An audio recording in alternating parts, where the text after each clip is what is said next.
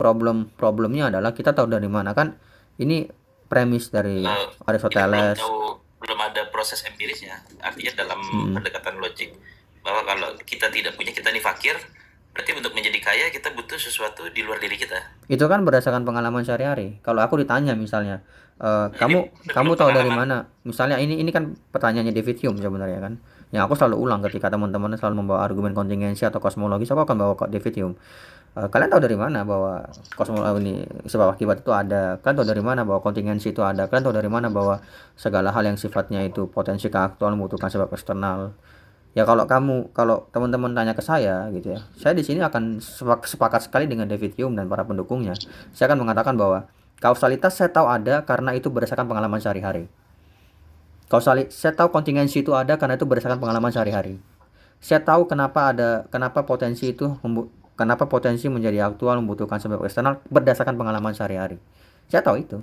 Jawaban saya jelas kok, nggak ambigu. Nah, ini ada yang nggak harus berdasarkan pengalaman ternyata.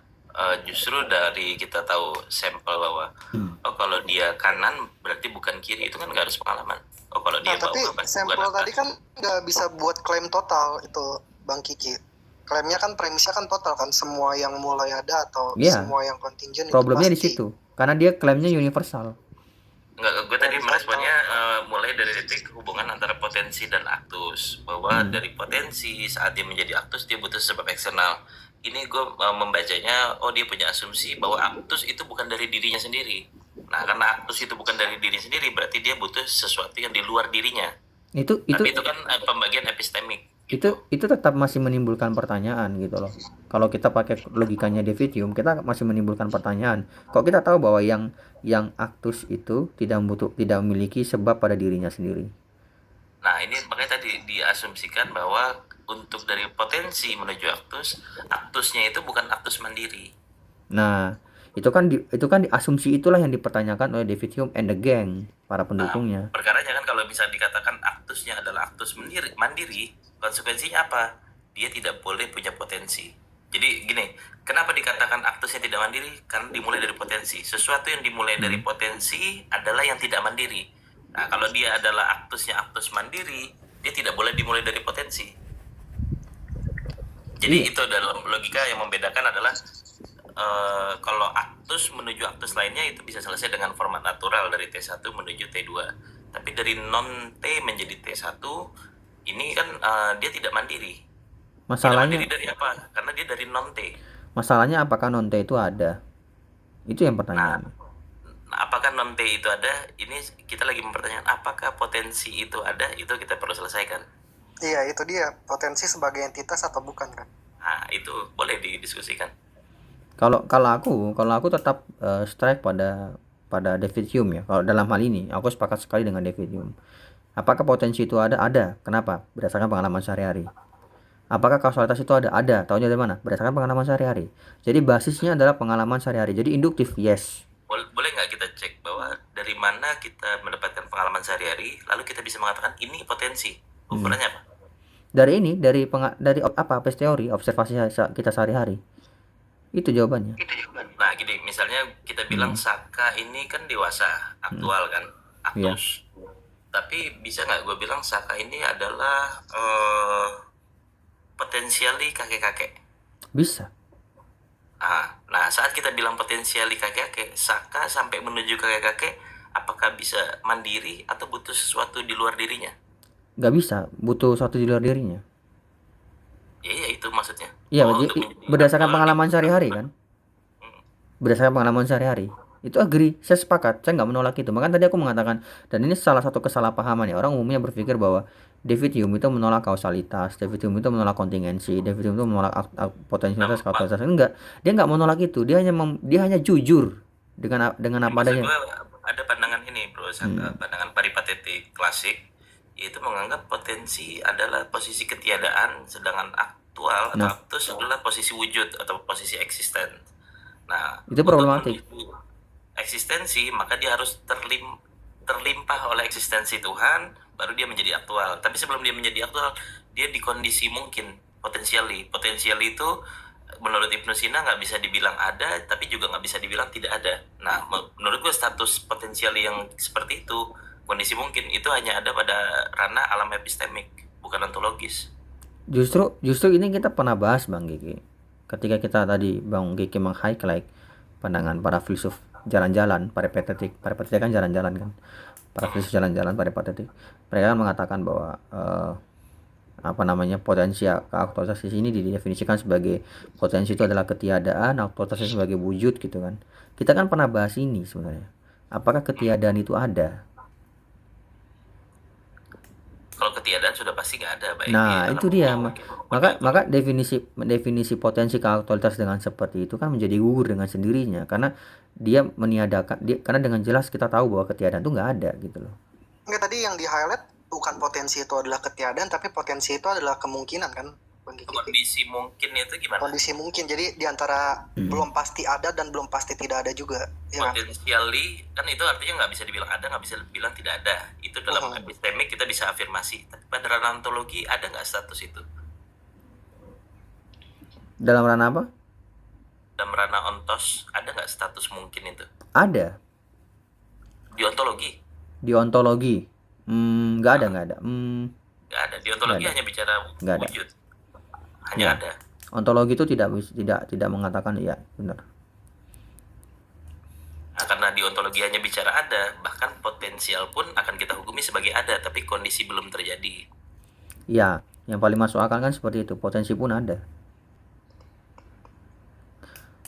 Nah, ini juga salah satu debat sama Evo, dia bilang potensi tidak ada. Nah, menurut gua kalau lu mengatakan potensi tidak ada, ini sama dengan menularkan ranah epistem kepada ranah ontologis. Enggak, itu yang kadang gini ya. Kadang ke teman-teman di TikTok dan juga di real life itu kadang sebel sama aku tuh karena aku tuh kadang menanyakan sesuatu yang sifatnya definitif. Mereka bilang kayak aku tuh suka bermain-main di definisi. Enggak, bukan gitu teman-teman. Bukan aku suka main, aku tuh pingin kejelasan, clear. Namanya gini, contoh ini ya misalnya. Potensi ke aktualitas. Ya. Potensi itu nggak ada, potensi itu ada. Harusnya didefinisikan dulu, nggak ada dalam pengertian apa, ada dalam pengertian apa. Karena kita harus pahami dulu itu. Misalnya begini, let's say katakan ya, analogi yang sering saya pakai. Rumah saya, aku punya 2 rumah. Ada rumah. Atau gini bro Saka, dalam ranah ontologis, potensi dan aktual itu dua entitas atau bukan pada ranah ontologis? Dalam ranah ontologis enggak dong. Nah itu. Makanya aku sering nanya gini kayak misalnya gini ya, contoh ya. Aku punya 2 rumah. Ada rumah tahun 1990 warisan, rumah baru 2024. Kita ambil contoh rumah yang baru 2024 gitu ya. Nah, rumah yang baru 2024 itu tuh baru ada di 2024 ya kan. Aktualnya kan baru di 2024. Nah, sebelum itu kan dia baru bersifat potensi kan. Iya enggak? Tetapi apakah rumah ini yang baru ada di tahun 2024, jadi baru aktual di tahun 2024, apakah dia itu murni dari ketiadaan atau apa atau gimana? Kan tidak. Bahan-bahannya ada. Bahan-bahannya sudah ada. Tanamnya misalnya kita ngomong tembok terbuat dari apa? Batako kan. Batako tanah liat. Tanah liat sudah ada jauh sebelum rumah ini ada gitu loh. Namanya perubahan atau gerak itu jangan hanya disederhanakan sebagai transformasi, tapi dia juga transmutasi. Nah, itu dia poinnya. Nah, ini juga salah satu kritik juga nih buat teman-teman yang sering mengatakan bahwa antara necessary thing, bukan being ya, necessary thing dan juga perubahan itu tidak bisa di-apply, tidak bisa disatukan. Tadi aku sempat notice ini kan. Ketika teman-teman mengatakan bahwa kalau sesuatu itu necessary, maka dia nggak mungkin mengalami perubahan. Loh, udah gitu. Bisa loh kita mengatakan bahwa satu itu necessary dan dia mengalami perubahan. Bisa, sangat bisa. Kalau kita paham misalnya logikanya Spinoza, kita mengatakan bahwa sesuatu itu necessary dalam hal substansinya, tapi dia bersifat berubah dalam hal modenya. Itu bisa. Atau kalau di filsafat India, Drawya dan Prayaya, itu kan ada tuh istilah tuh. Secara substansi Drawyanya itu sama, Prayayanya yang berbeda, modenya yang berbeda, bentuknya yang berbeda. Jadi yang berubah hanya bentuk. Ibnu Arabi dijelasin bahwa wajibul wujud itu ada 2. Ada wajibul wujud bizatihi yang nggak mungkin berubah, ada wajibul wujud bil ghairi. Nah, itu yang dipakai oleh Khalil Landani itu sebenarnya. Jadi sebenarnya bisa aja kalau kita mengatakan necessary being yang selalu berubah itu nggak kontradiktif kok secara logis. konsisten kok itu. Ini EPIP-nya mana tadi? Nggak jadi debat. Apa? Tadi ada EPIP Nggak. panas. Gak tahu tadi sempat debat juga kan, karena aku kan nanyakan itu, dia tahu dari mana bahwa potensi dan aktualitas itu ada dan sebagainya, itu dasarnya apa gitu ketika dia mengatakan ada Nah, potensi tapi aktualitas. gua kasih pandangan sedikit tentang Sadrian, boleh Bro Saka ya? Ya silakan Jadi silakan. Sadra juga membahas tentang potensi dan aktus. Bahwa potensi itu adalah kondisi sebelum dan aktus adalah kondisi Sesudah. setelah. Tapi kondisi aktus pun juga bisa dibilang potensial bagi aktus selanjutnya kan. Iya. Nah, wilayah aktus itu wilayah ontos, wilayah wujud. Nah, setiap wujud kembalinya kepada wujud mustakil, kepada wajibul wujud itu. Makanya Sadra kan nggak pada pembagian necessary dan kontingen, tetapi yang necessary itu dia bergradasi. Nah, kita dalam sisi aktus itu kita menempati gradasi tertentu dalam wujud. Jadi kalau dalam perspektifnya Sadra itu tidak ada yang namanya necessary dan juga kontingen ya. Nggak pada pembagian itu, pembagiannya hanya wujud itu mutlak dan bergradasi. Nah, kita sebagai wujud kopulatif. Berarti bisa dibilang kalau Sadra itu menganut wujud itu sebagai satu yang univokal ya. Musyarak maknawi. Ya ini kan sebenarnya pandangannya Ismaili juga, Syiah Ismaili, pandangannya Ibnu Sina sebenarnya. Pandangannya siapa tuh yang mati terbunuh di penggal itu siapa? Surawardi. Pandangannya mereka juga sebenarnya. Ya aku nggak punya problem sih kalau dengan perspektif kayak gitu. Disitulah yang membedakan Sadra dengan pemikir sebelumnya Surawardi dan Ibnu Sina, bahwa wujud itu benar-benar dia punya status ontologis, bukan cuma sebagai predikat, fungsi predikat. Nah itu juga salah satu kritikku terhadap model ontological argument punyanya Santo Anselmus tuh dari Canterbury. Jadi kan dia tuh kan memperlakukan eksistensi itu seolah-olah seperti properti, sebagai suatu predikat, sesuatu yang melekat pada sesuatu. Itu tuh pemikir semua sampai hari ini begitu. Itu dikritik oleh Immanuel Kant. Dia mengatakan bahwa ada itu tidak pernah menjadi predikat. Nggak bisa ada tuh jadi predikat. Kenapa? Karena dia nggak menambah daya. Itu pertama ya alasannya dia. Karena ada itu tidak menambah daya penjelasan. Ketika misalnya aku bilang gini, Bang Kiki itu ada. Sampai situ tok titik. Terus apa? Itu predikatnya. Nah, kayak gini, ada itu kenapa diartikan sebagai fungsi predikat? Jadi setiap esensi yang berlaku universal yang bisa dilekatkan ke lebih dari satu hal, maka dia hanya fungsi predikat. Makanya kalau Immanuel Kant tuh argumen lanjutannya dia bilang begini, predikat itu hanya masuk akal kalau sesuatu itu ada dulu. Maka nggak mungkin yang namanya ada itu menjadi predikat, karena dia menjadi prasyarat dari adanya predikat. Tahu nggak sih maksudnya? Agak muter ini memang, tapi maksudnya nangkep ya. Jadi dia itu misalnya gini, Bang Kiki itu harus ada dulu, ya kan, dia harus ada dulu, baru kita bisa melekatkan kepada dia predikat-predikat tertentu, seperti misalnya kulitnya putih, kulitnya hitam, kulitnya sawo matang, rambutnya lurus, keriting gelombang apa segala macam, kulit ini kornea matanya biru atau apa hijau atau ini hitam atau apa gitu kan. Nah itu tuh hanya bisa dilekatkan kalau objeknya tuh ada dulu gitu loh. Makanya kalau kata Immanuel Kant, ada itu dia bukan bagian dari predikat, nggak bisa. Tetapi para filsuf seperti tadi ya, Santo Anselmus dari Canterbury, itu dia memperlakukan eksistensi itu seolah-olah sebagai suatu properti, seolah-olah sebagai suatu predikat gitu loh, dalam modal ontologika argumennya gitu. Itu yang dikritik oleh Immanuel kan masih memisahkan ada itu sebagai fenomenologi, sebagai fenomena, sedangkan ada sebagai nomena itu nggak bisa diakses. Iya betul. Itu dibatasi ya.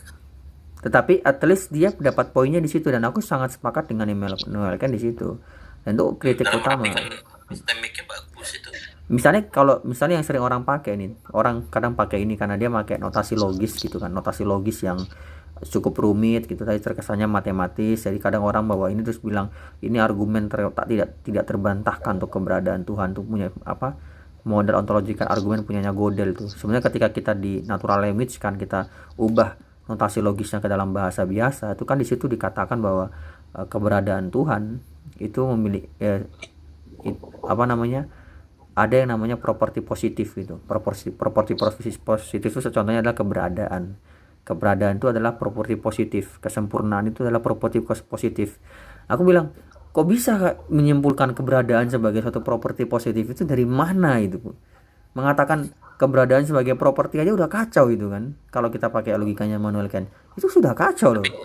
Dimulai dari Aristoteles begitu, Ibnu Sina begitu, Ibnu Rus pun begitu, sampai para filsuf abad pertengahan selalu menganggap ada sebagai predikat, sebagai properti. Kalau saya bilang misalnya gini, contoh ya, ini contoh. Ada uang 50.000 di dalam pikiran saya dan uang 50.000 di dalam kantong saya. Sama-sama ada loh ini. Kira-kira gimana tuh? Nah, kalau gue mengartikannya bahwa uang yang ada di pikiran dengan uang yang ada di kantong dia berbeda intensitas keberadaannya. Tentu, tapi secara adanya? Iya, yang di kepala itu lebih lemah keberadaannya karena yang lebih kuat yang asli yang ada di kantong. Nah, berarti tapi secara ada gimana? Kalau kita lihat dari segi ada, sama-sama ada nih. Kan adanya itu yang satu di kepala itu ada sebagai mahiyah, sebagai konsep, sedangkan yang di kantong adalah ada sebagai realitas. Tapi at least sama-sama ada kan? Nah, statusnya kalau membaginya antara realitas dan konsep, tentu konsep adalah tiruan dari realitas. Yes. Jadi hanya realitas yang ada. Nah, sekarang ketika kita mengatakan kalau kita pakai model ontological argument, Tuhan itu disebut ada secara konsep. Terus kemudian Tuhan disebut ada secara realitas. Itu dua hal yang berbeda atau sama tuh?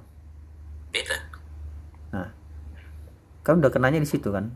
Model Kalau ontological Tuhan argument. pada realitas disikapi ada, berarti Tuhannya sesuatu.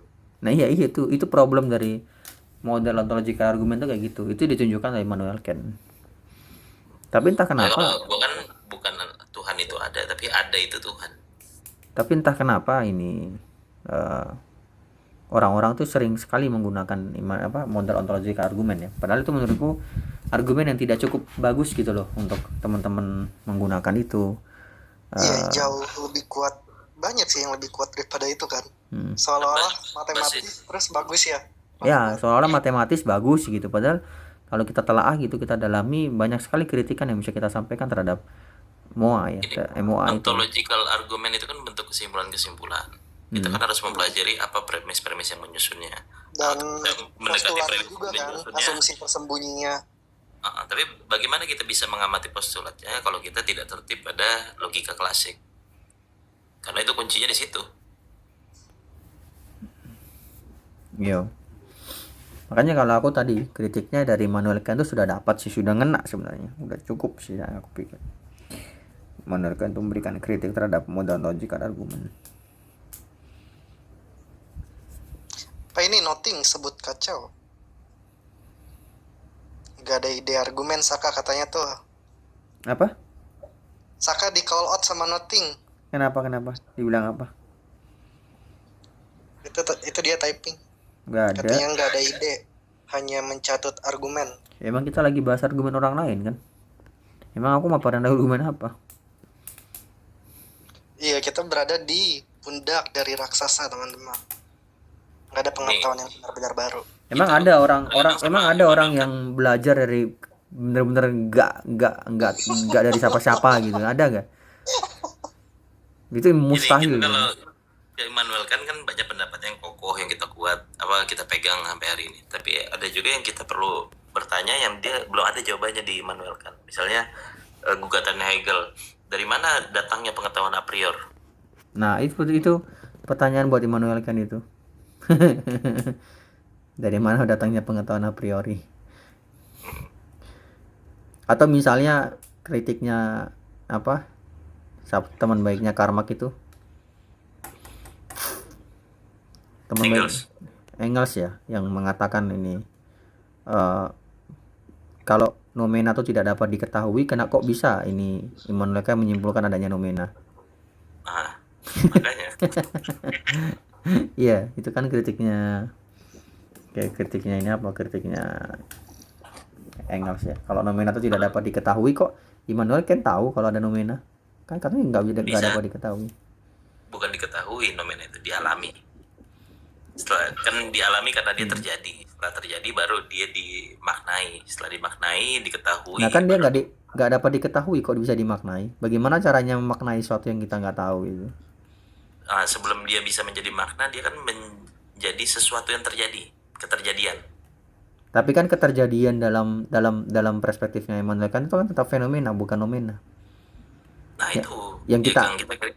yang Nomena kita itu terjadi dia. yang kita alami, yang kita saksikan, yang kita rasakan itu kan semua dalam perspektifnya Immanuel Kant kan dalam tataran fenomena semua atau bukan nomena. Semuanya epistemik. Immanuel kan nggak menyentuh ranah ontologinya. Itu dia makanya problemnya di situ kan. Terus kalau gitu dari mana dia tahu kalau ada nomena? Orang semua yang dialami itu bukan nomena, semua yang dialami itu adalah fenomena kan. Itu nanti balik ke definisi itu. Karena nomena tidak dapat dialami. Nah, padahal Simpul kalau lah, yang definisi bisa lagi. dihukumi benar atau salah itu adalah fenomena. Kalau nomena nggak mungkin salah. Jadi nggak ada alasan positif gitu loh Bang Kiki buat membuktikan si nomenanya ini nggak Itu ada sama kayak ini, kayak alasan definitif. kayak kalau di filsafat India tuh kayak Advaita Vedanta tuh loh yang everything is Brahman gitu kan. Coba saya kasih satu video ini. Teman-teman bisa nonton video ini ya. Siapa ya Bro, lu namanya? suka nonton ini nggak? Fritjof Swan. Siapa? Fritjof Swan. Richard Swan, siapa tuh? Fritjof Swan, gue tulis ya. Bentar. Nah, ini suami Sarwapriyananda nih ya, teman-teman nih. Apa itu? Suami apa? Suami Sarwapriyananda, dia pernah di Alex O'Connor juga. Ini soal kesadaran. Nah, Nih bro, ini coba ketik deh bro itu. nah itu tuh ini apa? Dia tuh pernah ngomong juga Fritjof apa? Apa? Dia pernah Orang ngomong Nordik. dia pernah ngomong soal Brahman itu sesuatu yang tidak dapat dialami, tidak dapat dipahami gitu-gitu. Fritjof Itu Swan loh. dia Jadi seorang kayak si perennial. Hmm? apa? Bukan Fritjof Capra, Fritjof Swan. Nggak ada, si Fritjof Swan nggak ada. Itu SHON.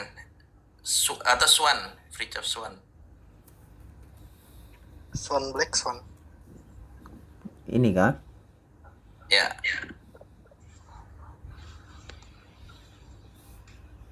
Atau panggilannya si Isa dia. Tidak bisa dibuka, terjadi kesalahan. Di YouTube banyak deh. Itu dia ini apa? Jangan ada yang request saya buka yang aneh-aneh ya. Kemarin saya buka laptop gini ada yang request saya buka link bokep malahan, bodoh sekali. Ini saya buka laptop ini buat malah munculnya ini apa? Bangau. Kalau pakai O, Kalau pakai Swan. Ini kah? Fritjof Nansen adanya. Fritjof Swan. Ngomongin apa itu Bang Kiki? Oh itu dalam banget. Dia sama kayak kelasnya kayak Animari Simol gitu. Kayak siapa? Animari Simol. Hah? Anima? Pernah tuh? Animari Simol. Ini tulisannya gini. Animari Bahasanya topik apa? Metafisik Bang Kiki. Fisik. Animari? Animari Simol. Itu gue ketik di bawah. Simol. Nah, Ini itu ziarahnya. Pandangan-pandangannya keren. Animari Simol. Itu perempuan. Oh ini yang apa nggak sih yang di kuburannya ada kata-katanya Ali bin Abi Thalib itu? Betul. Yang ketika orang mati dia terbangun dari apa gitu. Ya.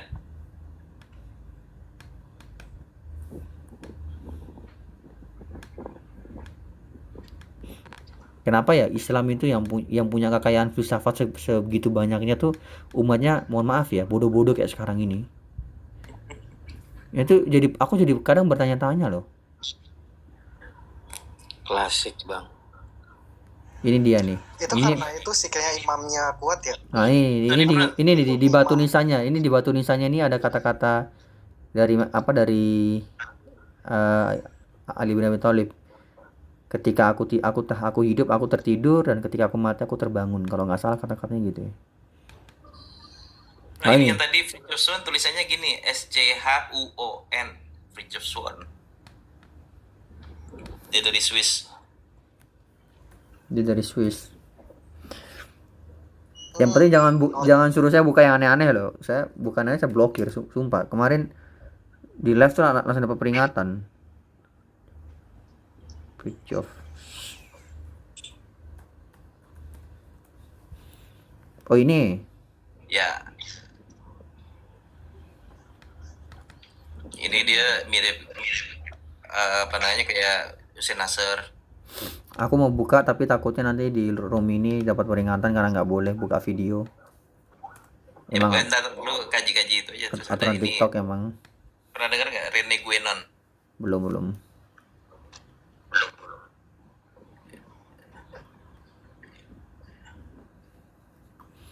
Di bahasa Prancis ya.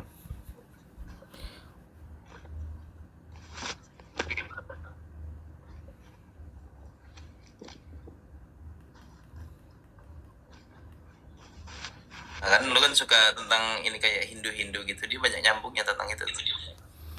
Aku suka India, bukan Hindu-Hindu. Kemarin apa tuh Ramayana itu sebenarnya istilah kita aja. Aslinya mah itu Romo Katolik namanya Romo Yono. Ini kah? Rene Guénon. Ya teman-teman ya, pengetahuan tuh. Jadi aslinya Ramayana tuh bahasa India doang. Aslinya tuh dia Romo Katolik namanya tuh Romo Yono. Ini kah? Ya,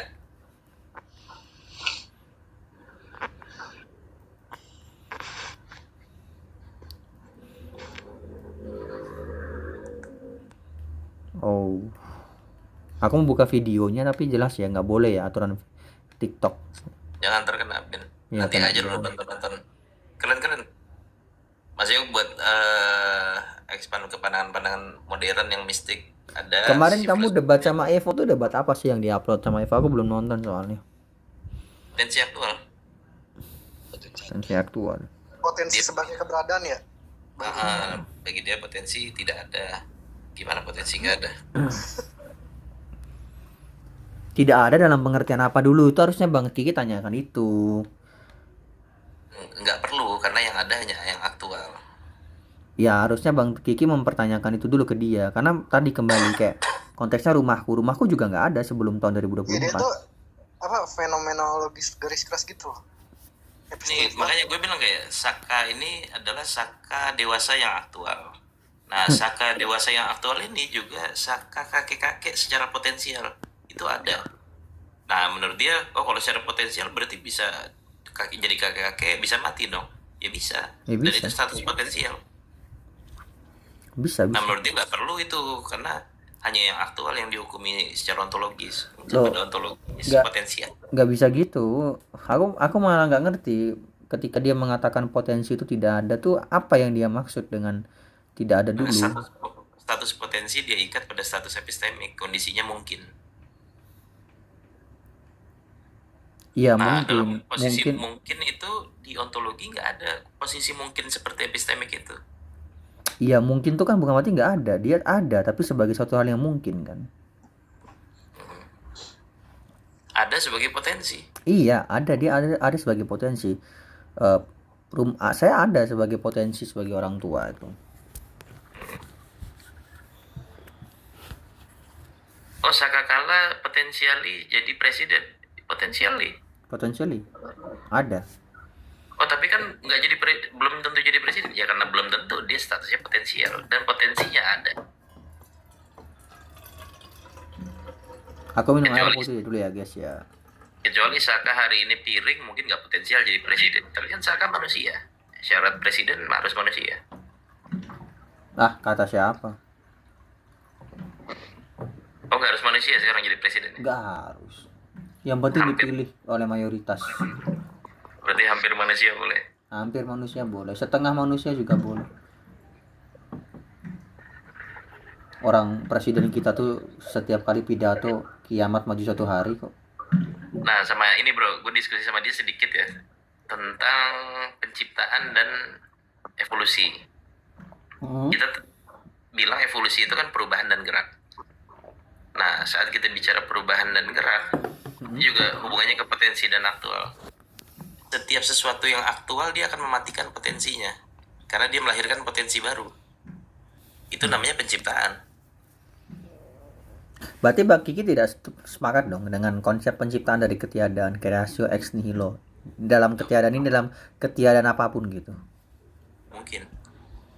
Kok mungkin? Makanya sepakat apa enggak gitu kan? Kita kenal ada. Tidak mungkin. Tidak mungkin. Kan ada tuh yang dalam teologi Katolik gitu yang soal creatio ex ini kan bahkan menjadi dogma dalam teologi Katolik, penciptaan dari ketiadaan mutlak gitu. Tidak mungkin ada filosof mempercayai creation ex nihilo. Iya tapi ya, pasti dilandasi ada si necessary-nya kan. Tapi ini dogma Seri loh. apa? Yang nggak ada yang contingennya bukan. Ratio ex nihilo. Di realitas, di ontologi, tidak ada itu, nggak pernah ada. Tapi ini sudah menjadi dogma resmi loh dalam gereja Katolik. Doktrin sih, bukan dogma, doktrin. Gue bukan Katolik. Bener kan? Kata-kata lengkapnya kayak gimana loh? Cuma aku bingung ya ketika orang tuh mengatakan bahwa let's say kayak orang yang membawa kalam cosmological argument yang bilang segala sesuatu yang memiliki permulaan memiliki sebab, terus alam semesta memiliki permulaan. Tuh kadang aku nanya, definisi permulaan tuh apa sih sebenarnya? Sebelum kita agree or disagree gitu loh. Sebelum kita sepakat atau tidak sepakat dengan argumen per argumennya, kita coba definisikan dulu kata kuncinya gitu, yaitu permulaan. Coba definisikan dulu. Yang paling fatal kalau didefinisiin alam semesta segala sesuatu yang ada. Itu fatal banget. Bahwa awal dan akhir itu adalah status epistemik. Pada ranah ontologi tidak ada itu awal akhir itu. Iya, maksudnya gini, kembali ke analogi rumah tadi. Rumahku punya awal dalam artian di tahun 2024 sebagai bentuk gitu kan, sebagai mode, sebagai prayaya dia ada di tahun 2024. Tapi sebagai substansinya kan enggak. Dia sudah ada jauh sebelum itu. Nah, begini Bro Saka, kalau tadi kita bicara tentang evolusi, tentang perubahan, Bro Saka 1 detik yang lalu dengan Bro Saka 1 detik yang sekarang, meskipun cuma diam di tempat, itu bergerak nggak? Bergerak. Saya nggak mau, saya diam sekalipun, diikat kayak gimana pun, bahkan ketika saya sudah mati ya sekalipun, saya tetap bergerak karena kan rotasi bumi. Nah, artinya kan gerak tidak hanya perubahan posisi, waktu, kualitas, kuantitas, tetapi secara substansial kan mengalami gerak. Iya betul. Oke? Nah, kalau substansi bergerak, ini pandangan filsuf dulu. Kalau substansi itu bergerak, maka esensinya berubah. Ya nggak? Betul. Nah, berarti Saka 1 detik yang lalu telah mati, 1 detik yang sekarang telah hidup. Iya betul. Berarti itu penciptaan bukan? Penciptaan. Iya. Makanya tadi kemarin gue bilang bahwa penciptaan dan evolusi itu sejalan, bukan diametral. Ya emang tidak bertentangan. Tapi Bang Gigi tuh kalau bilang kayak gitu disangkanya penciptaan Adam loh. Enggak, penciptaan tuh tidak harus seperti itu definisi penciptaan. Penciptaan Itu kan definisi yang Tadi sempit. soalnya kan. Itu definisi yang sempit sebenarnya. Makanya aku juga berkali-kali mengatakan bahwa evolusi dan penciptaan itu tidak bertentangan, teman-teman. Tapi entah kenapa orang itu selalu mengatakan itu bertentangan, bahkan orang yang beragama sekalipun, padahal enggak bertentangan. Jadi Adam itu juga bukan tiba-tiba Tuhan ciptain tring Adam, enggak, ini melalui evolusi panjang dari mineral. Aku pernah lo rekomendasikan seorang muslim di roomnya Putih Pamela ya, buku ini nih, sebentar. Aku pernah rekomendasi ke dia satu buku, padahal bukunya bagus sekali ya.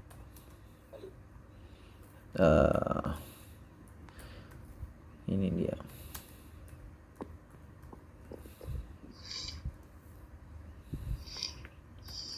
Mana ya?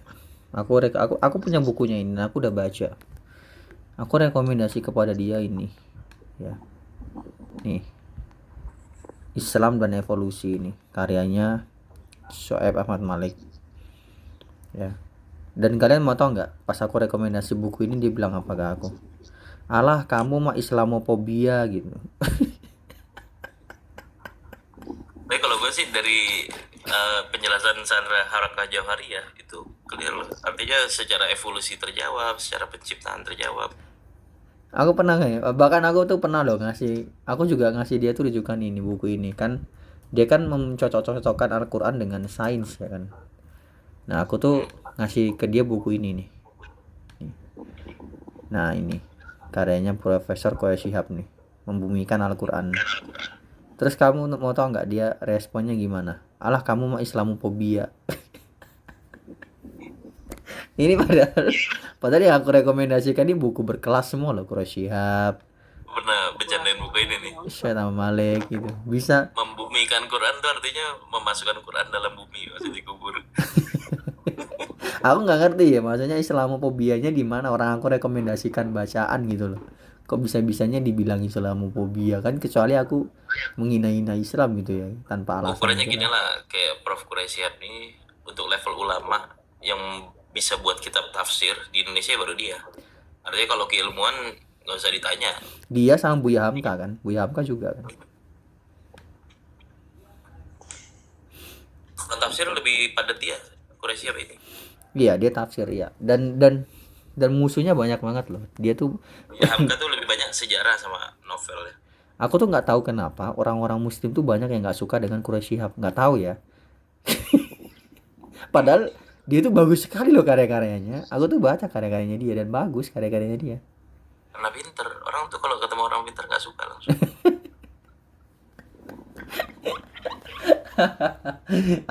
Aku rekomendasikan tuh di roomnya Putih Pamela. Kalian teman-teman yang Muslim yang, karena di buku ini tuh bagus sekali ya. Jadi ada satu poin di buku, dalam buku ini aku kan bacakan buku ini kan, dimana Profesor Koesya tuh bilang gini, ketika kita mencocokkan wahyu dengan sains itu tuh berbahaya. Kenapa? Karena sains itu kebenarannya bersifat tentatif.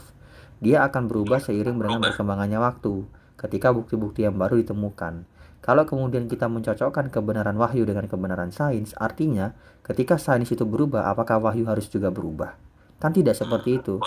Makanya kemudian dia ngasih kritik tuh terhadap kecenderungan umat muslim yang suka mencocok-cocokkan ayat Al-Quran dengan temuan-temuan saintifik tertentu. Kayak gitu. Dia mengkritik itu dalam bukunya ini. Aku jelasin kayak gitu. Terus yang teman muslim itu aku lupa namanya siapa, perempuan pokoknya, dia di roomnya Putih Pamela, dia tuh reaksinya gini, alah kamu mah Islamofobia. Aku ya ampun, ini aku ngasih buku referensi, yang nulis ini juga bukan orang sembarangan, ini orang muslim, bukan cuma orang muslim ya, seorang cendekiawan muslim loh. Dia punya karya loh, karyanya juga nggak main-main gitu loh.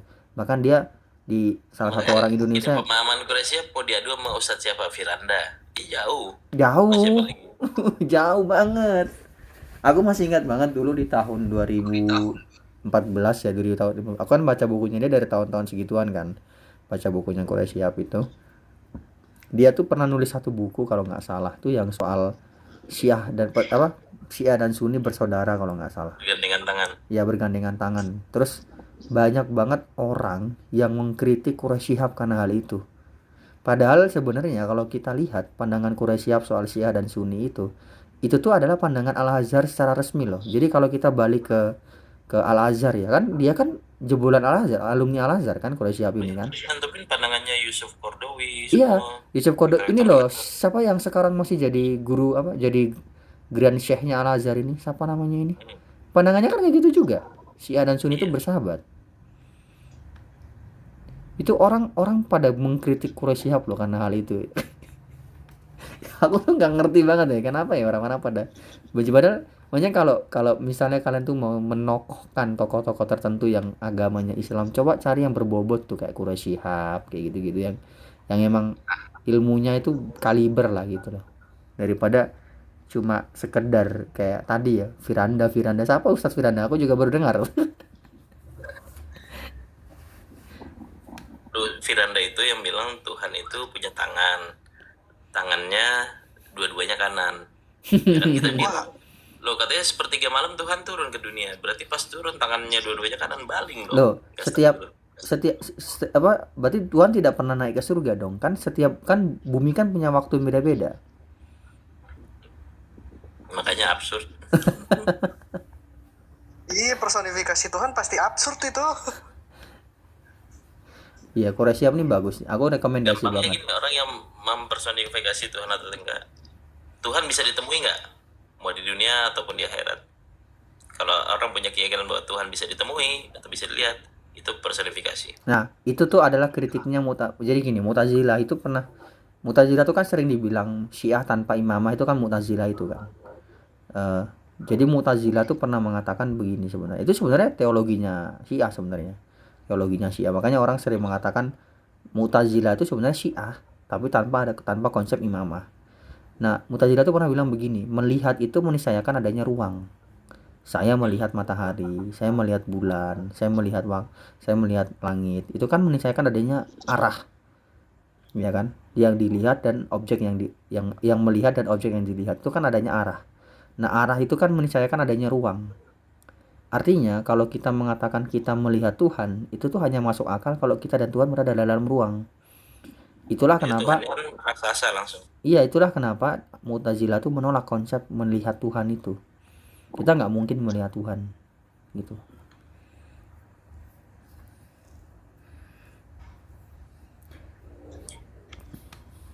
Aku cerita sedikit ya teman-teman ya, di Mesir itu, aku punya teman, dia tuh kan S1-nya di Al Azhar Mesir ya.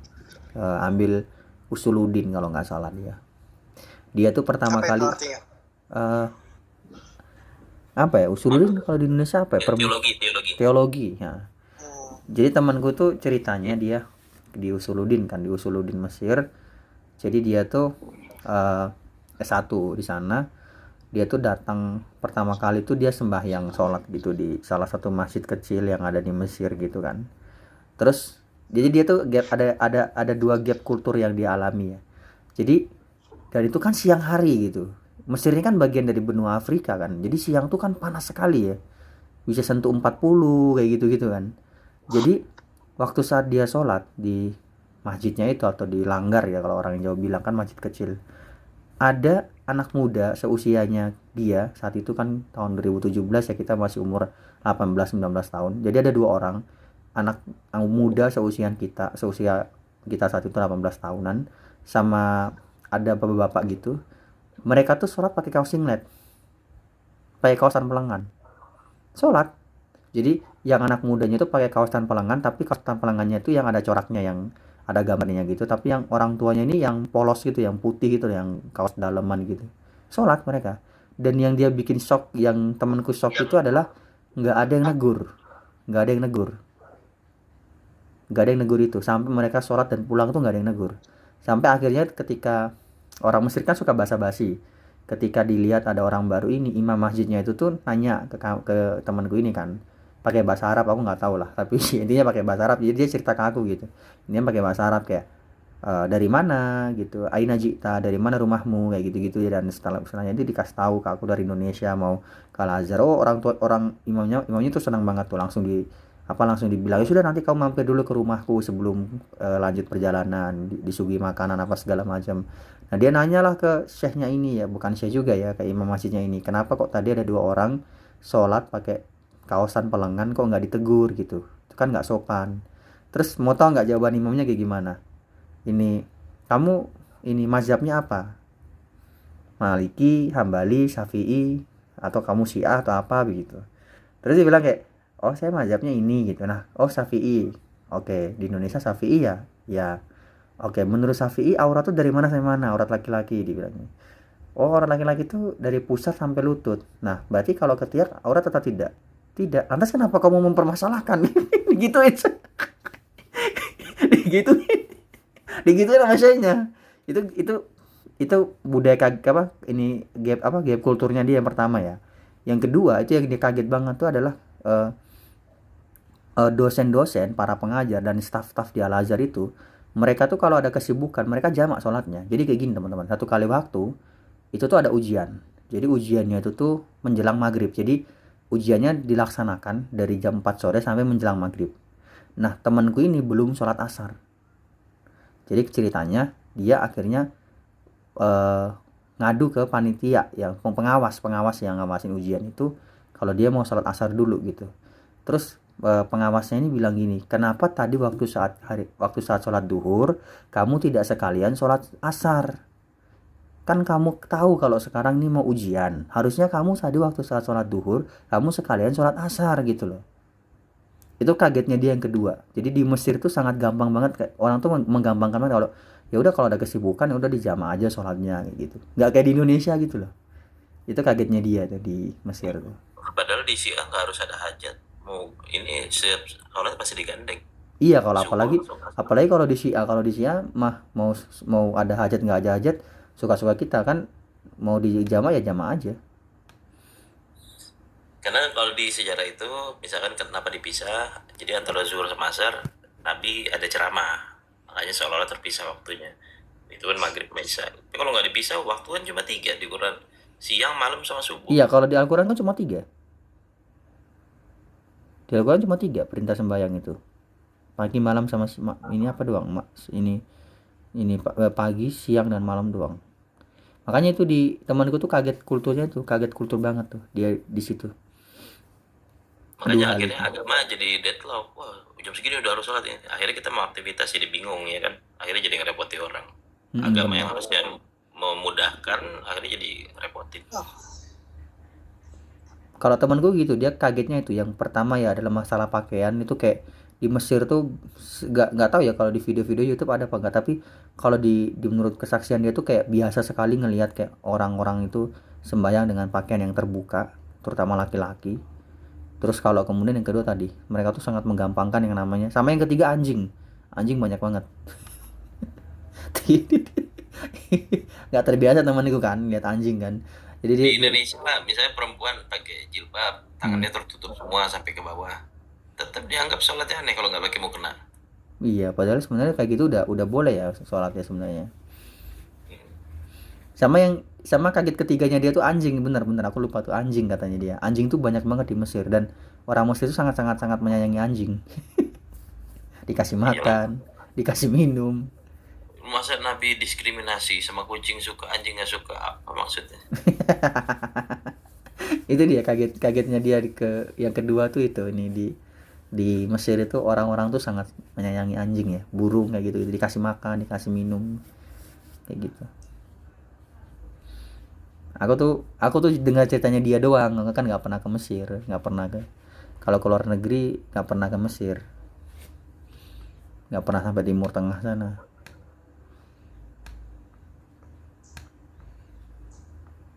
Tapi yang jelas tadi ya Pak Quraisy Shihab itu aku rekomendasikan bukunya, malah dibilang Islamofobia. Islamofobia.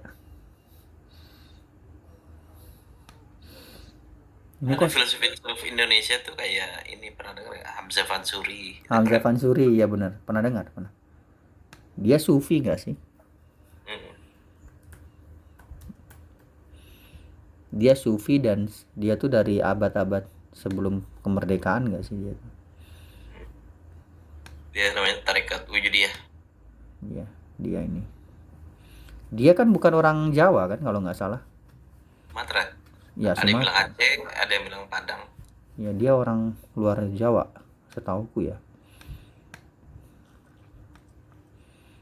Tapi pemikirannya bagus banget. Ini nih tokoh Indonesia yang aku suka nih. Ini luar biasa nih. Nah, Misbah. nih. Ini komplit kalau ini nih. Tasawuf iya, Islam iya, komunis iya. Ya Sahabatan Malaka juga secara agama religius juga. Iya. Aku kadang kalau ada orang gitu kan, kalau komen oh komunis itu ateis. Nah, aku kasih fotonya ini.